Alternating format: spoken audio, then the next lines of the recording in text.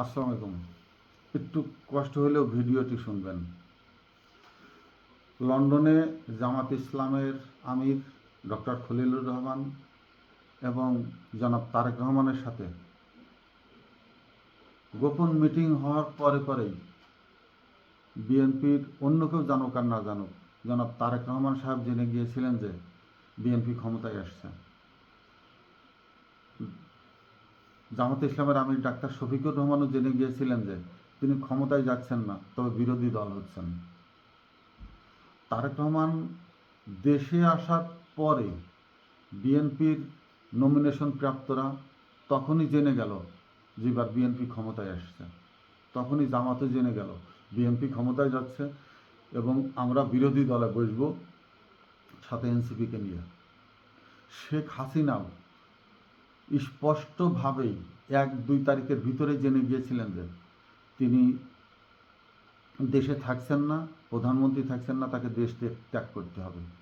কিন্তু এই নাটক কমকরপীয় নায়িকা শেখ হাসিনা যাবার সময় যে নাটকগুলো করে গেছেন এবং এটা দলের সাধারণ কর্মীদেরকে জানানোর জন্য যে তাকে বের করে দেওয়া হয়েছে, অর্থাৎ তাকে দেশ ত্যাগ করতে বাধ্য করা হয়েছে। মূলত দেশ ত্যাগ করতে বাধ্য করা হয়নি, তিনি জানতেন যে দেশ থেকে তাকে বের হয়ে যেতে হচ্ছে।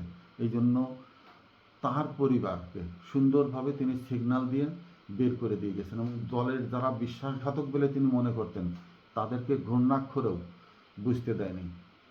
সেনাবাহিনী রাজপথে থাকবে না, জনগণের উপরে গুলি করবে না, শেখ হাসিনা জানার পরেও পুলিশকে কিন্তু নিষেধ করেনি আর যে তোমরা জনগণের উপরে আর গুলি করো না। কারণ শেখ হাসিনার পুলিশ যেভাবে শেখ হাসিনাকে চাপ দিয়ে তার কাছ থেকে যে সুযোগ সুবিধা লুটিয়ে নিয়েছিল, বেতন, রেশন, প্রমোশন, একচ্ছত্রভাবে পুলিশকে, শেখ হাসিনাকে একেবারে ব্ল্যাকমেল কায়দায় করে গিলে ফেলেছিল। তো শেখ হাসিনার এই জায়গায় বড় একটি রাগ ছিল।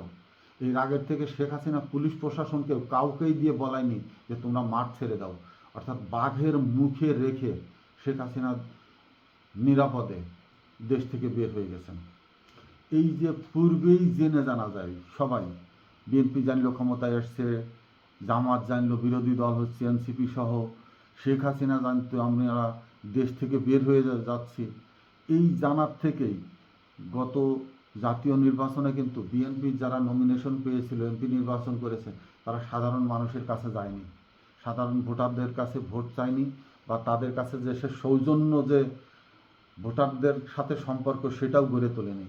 কারণ তাদের কাছে সংবাদ ছিল বা তারা সেই রাজনীতির ভিতরে ঢুকে গিয়েছিল যে আওয়ামী লীগের যারা আসো এ দেশে, তারা যদি নিরাপদে থাকতে চাও তাহলে বিএনপির প্রার্থীদেরকে ভোট দিতে হবে, বিএনপির প্রার্থীদেরকে ক্ষমতায় আনতে হবে। এই সিগন্যাল ভারতেরও ছিল, এই সিগন্যাল আওয়ামী লীগের দিক থেকে তাদের উপরে ছিল। এই জন্য বিএনপির নেতারা বিএনপির কর্মীদের কাছে ভোট চাওয়ার দায়বদ্ধতা মেনে নেয়নি বা স্বীকার করেনি, বরঞ্চ আওয়ামী লীগের ভোটের দিকে তাদের নজর ছিল এবং ঠিক সেইভাবেই তারা এমপি হয়ে গেছে। বিএনপির কাছে তাদের তত একটা দায়বদ্ধতা প্রমাণ করে যায়নি। পরবর্তীতে যত যা কার্যক্রম হয়ে আসছে না কেন, এখন পর্যন্ত তাদের সেই বিএনপির কাছে দায়বদ্ধতাটা এখনও তারা প্রকাশ করছে না বা স্বীকার করছে না। কিন্তু এইবার ফাঁদে আছে। ফাঁদটা কি? বিএনপি কমিটি কিন্তু করে নাই, তৃণমূল থেকে শুরু করে জেলা কমিটিগুলো করে নাই, কিন্তু সামনে সাধারণ স্থানীয় নির্বাচনের মুখে ঠেলে দিয়েছে দলের প্রার্থীদেরকে। এই দলের প্রার্থী এখন নির্দলীয়, দলীয় মার্কা ছাড়া নির্বাচন হবে এবং ক্রাইটেরিয়া যেটা দিয়ে দিয়েছে, সবাই নির্বাচনের জন্য উন্মুক্ত দ্বার খুলে দিয়েছে। এর ভিতরে আওয়ামী লীগের তো সবাই মামলার শিকার হয়নি, ফৌজদারি মামলা সবাই নেই। অনেক প্রভাবশালী আওয়ামী লীগ আছে যাদের ঘরে বিএনপি আলারা ঘুমাতো। বিএনপি আলারা কীভাবে ঘুমাতো সেই গল্পটা বলার দরকার না, আমার নিজের চোখে দেখা। তো বিএনপির সুন্দর মিছিল চলে যাচ্ছে একবার রাস্তা দিয়ে, কোনো ঝইঝামেলি নেই, কোনো কিছু না, তারা কোনো ঝামেলাও করবে না, এই ধরনের তাদের ইনস্ট্রাকশনও দেওয়া আছে। কিন্তু পিছন থেকে হুট করে কে বা কারারা ঢিল মেরে কাছের ঘর, যে কোনো দোকান টোকানে ঢিল মেরে ভেঙে চুরে দিয়ে এরা যে ঘুমাইতো আওয়ামী লীগ নেতাদের বাসায়, যে হ্যাঁ ভাই প্যাঁচ লাগাই দিয়েছি, এবার ইরা ছিল, এদের নামে মামলা করে দেন। তো তোদের বাদ দিলে তো ঝামেলা, আমাদের নামও দিয়ে আসেন। ওই বিএনপির লোকদের সাথে ওদের নামও থাকতো, কিন্তু চার্জশিটে এমপি সাহেবরা বা নেতা সাহেবরা ফোন করে তাদের নাম বাদ দিয়ে যে এইসব ছেলেপেলের নাম বাদ দিয়ে দেন, তারা মামলায় পড়তো না, এরা আওয়ামী লীগের ঘরে ঘুমাইতো। এখন সেই সব লোক বিএনপি হয়ে গেছে না, সেই সব লোক এখন বিএনপি, তারা এখন নির্ঝঞ্ঝাটে বড় বড় নেতা হয়ে গেছে। নেতা হয়ে তারা এখন বিএনপির হয়েও নির্বাচন করতে পারে, অথবা আওয়ামী লীগের যেসব লোক বিএনপির শেল্টারে ছিল, অর্থাৎ যে বিএনপির আওয়ামী লীগের কাছ থেকে অনেক সুযোগ সুবিধা, কন্ট্রাক্টারি কাজ কাম বিভিন্নভাবে ফ্যাসিলিটিস নিয়েছিল, তাদেরকে এখন কিছুটা হলেও ঋণ শোধ করতে হবে। তারা নির্দলীয়ভাবে ওই মারকাহীনভাবে নির্বাচন করবে, ভোট নিয়ে একটা ভালো কারাকারি লেগে যাবে। আর জামাত কিন্তু বিধ্বস্ত, জামাত কিন্তু ধ্বংস হয়ে গেছে একেবারে, সেই আমেরিকান মধ্যপ্রাচ্যে থাকা ওই বন্দরগুলোর মতো একেবারে। বিশেষ করে সাতক্ষীরা এবং যশোরের ঘটনার পরে জামাতের অভ্যন্তরীণভাবে পালাই শুরু হয়ে গেছে। নিম্ন স্তরে যে সংঘবদ্ধভাবে যে একটি জনপ্রিয়তা অর্জন করেছিল তারা, সেটি একেবারে বিলীনের শূন্য কোটার থেকে হিমাঙ্কের নিচে নেমে গেছে, তারা সেই অবস্থায় নেই। মাঝখান দিয়ে যে বেনিফিশিয়ারি সুবিধাভোগী এই নির্দলীয় ভাবে নির্বাচনের জন্য যারা মামলার বা দোষের শিকার না, বিএনপির প্রিয় পাত্র আওয়ামী লীগ, তাদের একটি সুযোগ এখানে তৈরি হয়ে গেছে, মাঠ তৈরি হয়ে গেছে। এখন এরা যদি নির্বাচনে আসে, বিএনপির সেই এমপিদের ভোটের যে অবস্থা তৈরি হয়েছিল সেটা তো থাকবে না। আওয়ামী লীগ যদি তাদের প্রার্থী সরাসরি না হোক, কিন্তু কে আওয়ামী লীগ করে, কোন বাড়ি আওয়ামী লীগ, এটা তো চেনে সবাই, তারা যদি সেই স্বতন্ত্র প্রার্থী আওয়ামী লীগের প্রার্থীর দিকে ভোট দিতে যায়, তাহলে তাদেরকে কে ঠেকাবে, কোন কৌশল? বিএনপি হয়তো একটু কৌশল নিবে, কিন্তু যদি মারামারির দিকে ঝুঁকে পড়ে দলের দুর্নাম হবে। তো রাজনৈতিকভাবে মোকাবেলা করবার জন্য হয়তো চেষ্টা করবে এমপিরা সরাসরি না হলেও মধ্যস্থতাকারীর মাধ্যমে তাদের কানে পৌঁছে যাবে যে যদি নিরাপদ থাকতে চাও ভোটটা বিএনপির প্রার্থীরা দিয়ে, সরাসরি তো আসতে পারবে না, সাইলেন্টলি তারা এই তথ্যটা দেবে। এই জায়গাটা দুইটি কাজ হবে। কাজটা প্রথমত হলো বিএনপি বড় একটি অংশ স্থানীয় প্রতিনিধি হয়ে আসবে, কিন্তু সমন্বয় করে অনেক জায়গায় আওয়ামী লীগেরও অনেক প্রতিনিধি জনপ্রতিনিধি হয়ে উঠে আসবে। এখন বাকি যে 4.5 বছর আওয়ামী লীগ থেকে উঠে আসা এই জনপ্রতিনিধিরা দিনে দিনে দিনে দিনে বিএনপি ঘেঁষা হয়ে পড়বে, অর্থাৎ বিএনপি তাদেরকে টোপে ফেলে কাছে এনে অনেককে সরাসরি বিএনপিতে যোগদান করাই ফেলাবে, এবং অনেককেই বিএনপির প্রতি নমনীয় ভাব তৈরি করে রেখে দেবে। এখন এরা কিন্তু আওয়ামী লীগের লোক, সুযোগ সন্ধানী, পরক্রিয়া করে হয়তো এই 4.5 বছর কাটাবে। যারা এই নাটকের ভিতর দিয়ে কাটাবে, এখানে আওয়ামী লীগের কাছে কিছুটা বিশ্বাসঘাতকতার পরিচয় দিতে হবে। আওয়ামী লীগ ভাববে যে এরা বেঈমান, আমাদের সাথে দল ধাপ করতে এতদিন ছিল, এখন বিএনপির থেকে উপজেলা বা চেয়ারম্যান বা মেম্বার হয়ে বিএনপি হয়ে গেছে, বিএনপির ভিতরে সুযোগ সুবিধা নিচ্ছে, এই একটা জায়গা।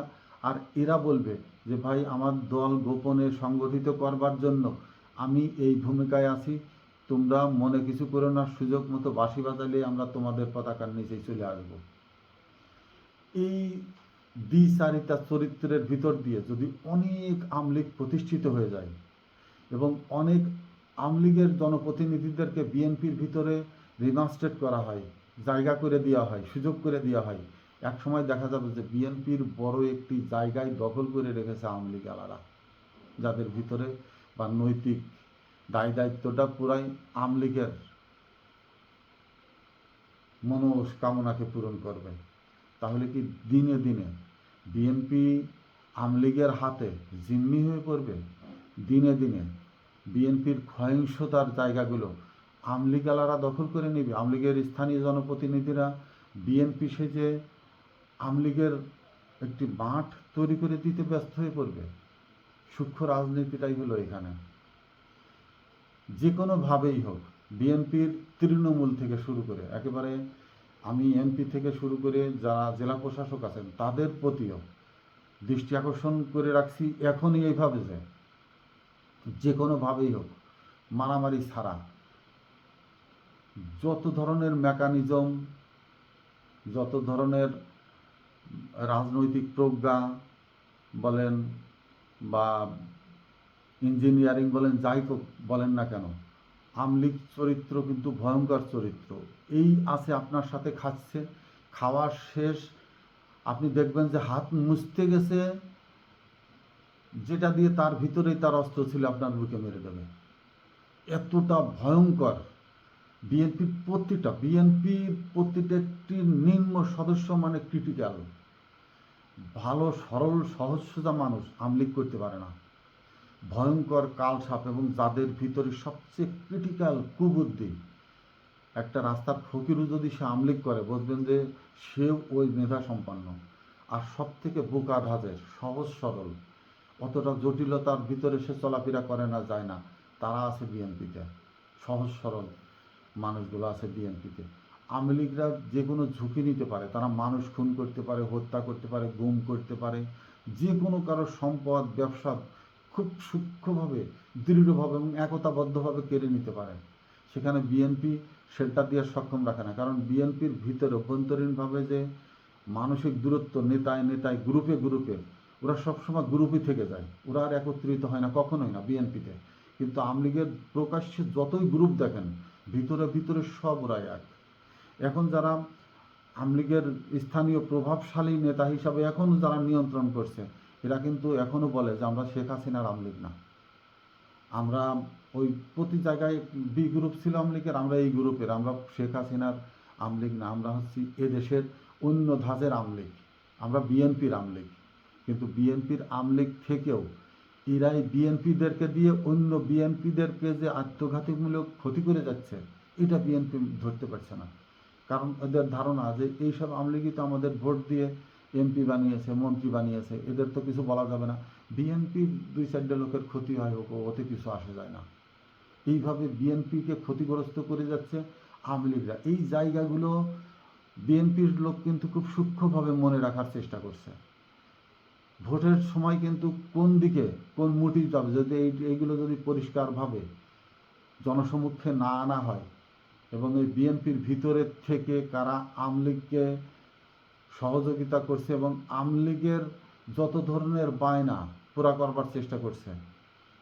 এমপি তো তারা হয়ে গেছে, তারা তো নিরাপদ দূরত্বে চলে গেছে, তাদের আর কোনো ভয় নেই এই 5 বছরের জন্য।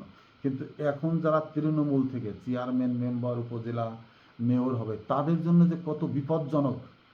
অর্থাৎ আওয়ামী লীগের ভোট যদি কারাকারি হয়ে যায়, বের হয়ে যায় এই নিরপেক্ষ নির্বাচনের দোহাই দিয়ে, তখন বিএনপির এই মানুষগুলোকে ঘরমুখী করার জন্য তাদের যে কতটা শ্রম দিতে হবে, এটা কল্পনাতীত। অর্থাৎ এমপি সাহেবরা যেভাবে নষ্ট করে গেছে আওয়ামী লীগদেরকে প্রশ্রয় দিয়ে, এবং এখনও সেটাই করে যাচ্ছে। হয়তো তারা ভাবছে যে আমি মেয়র নির্বাচন করব, আমি উপজেলা নির্বাচন করব, আমি ওই আওয়ামী লীগদের ব্যবহার করব। কিন্তু যখন প্রতীক ছাড়া নির্দলীয় তাদেরও একজন প্রার্থী দিয়ে বসবে, তখন সেই ভোট আপনার ঘরে টানতে কতটা শ্রম দিতে হবে, সেটা আয়াসে পাওয়ার জন্যই আপনাদেরকে এখন থেকেই বিএনপি কর্মীমুখী হওয়া উচিত। বিএনপি তৃণমূলে কারা অবহেলিত আছে, কাদের কাছে এমপি সাহেবের যাওয়া লাগে নাই, বা আপনি নিজেও কখনো যান নাই, যে ভোট দিলে দিক, না দিলে না দিক, আওয়ামী লীগ আলার আমাদের ভোট দিবে, কিন্তু এবার যদি না দেয়, জামাতের লোক এরা আমাদেরকে ভোট দেবে, জামাত তো প্রার্থী দেবে তৃণমূলেও, তখনই আপনি বৈতরণী পার হওয়ার জন্য আপনার ওই খেটে খাওয়া একেবারে গায়ে গন্ধ, ছিঁড়া লুঙ্গি, ছিঁড়া পাঞ্জাবি, অথবা খালি গায়ে উদম একটি ময়লা গামছা ঘাড়ে করে, যে একটি চাল কুমড়ো নিয়ে, যে একটি আধা কেজি দুধ নিয়ে বসে আছে বাজারে বিক্রির জন্য, তার একটি ভোটই আপনার প্রয়োজন হবে। অতএব এখনই বিএনপি একটি সুন্দর কৌশলিক জায়গা তৈরি করে দিয়েছে, যেন বিএনপির স্থানীয় নেতারা প্রকৃতপক্ষে বিএনপির সাধারণ কর্মীদের কাছে দ্বারস্থ হয়, সাধারণ কর্মীদের মূল্যায়ন করে। এটা তারেক রহমানের একটি সিগন্যাল। এই সিগন্যালটা স্থানীয় নির্বাচনের জনপ্রতিনিধিদের বোঝা উচিত, যে এদিক ওদিক না দৌড়াইয়ে প্রকৃতপক্ষে, অর্থাৎ এদিক ওদিকের জন্য সবাইকেই ছেড়ে দেওয়া হয়েছে, এদিক ওদিক যার যার জায়গায় তার তার নেতা চলে যাবে। আপনার যেগুলো আছে, আপনার যেগুলো দরকার, দলের যারা, এখন তাদের কাছে গিয়ে তাদেরকে দলীয়করণভাবে দলকে সমৃদ্ধ করুন। অত্যন্ত সূক্ষ্ম কিন্তু এই রাজনীতি। যখনই স্থানীয় জনপ্রতিনিধিরা মূল একেবারে তৃণমূল একেবারে গ্রাস লেভেলের বিএনপিকে সংগঠিত বা ভোটের জন্য তাদের দ্বারস্থ হবে, তাদেরকে ডেকে কাছে পাশে আনার চেষ্টা করবে, দল একেবারে তৃণমূল থেকে শক্ত হইতে চেষ্টা করবে, শক্ত হবে, এবং সেইটাই হবে ভিত্তিশালী একটি শক্তিশালী রাজনৈতিক সংগঠন। তাদের দিয়ে যদি স্থানীয় নির্বাচনে স্থানীয় জনপ্রতিনিধিরা উঠে আসে, সেই তাদেরকে তাড়াইতে এবং তাদের মাধ্যমে সরকার উৎখাত করতে আর কোনো শক্তি প্রয়োগ করে সফল হবে না। অর্থাৎ তৃণমূলের শক্তি একটি রাজনৈতিক দলের অরিজিনাল রাজনৈতিক শক্তি। এই জায়গাটাতে তারেক রহমান আঙুল দিয়ে চোখের ভিতরে ঢুকিয়ে দিয়ে বোঝাবার চেষ্টা করছে। ওই উড়ন্তপনা করে আর দরকার নেই, সেই ফ্লাইং ভোটাররা এবার যার যার বাসায় গিয়ে ভোট দেবে। আপনার বাসার ভোট আপনি সংগ্রহ করার চেষ্টা করুন। এইটা বুঝবার জন্য আরও প্রচারের যেমন দরকার, তেমনি আমি আশা করি যদি কেউ শুনে থাকেন আমার ভিডিওটি, অনুগ্রহ করে একটু শেয়ার করে এটা জানানোর চেষ্টা করেন তৃণমূলের জনপ্রতিনিধিরা যেন ওই এমপি সাহেবদের কীভাবে এমপি হয়ে গেছেন সেই অপেক্ষায় না থাকেন। তাদের কিন্তু স্থানীয় জনগণের ভোটে আসতে হবে এবং স্থানীয় জনগণকেই মূল্যায়ন করতে হবে। অতএব মোটা মাথাওয়ালা বিএনপির এই চিকুন বুদ্ধিটা কাজে লাগাবার চেষ্টা করবেন, আশা করি সফল হবেন। আসসালামু আলাইকুম।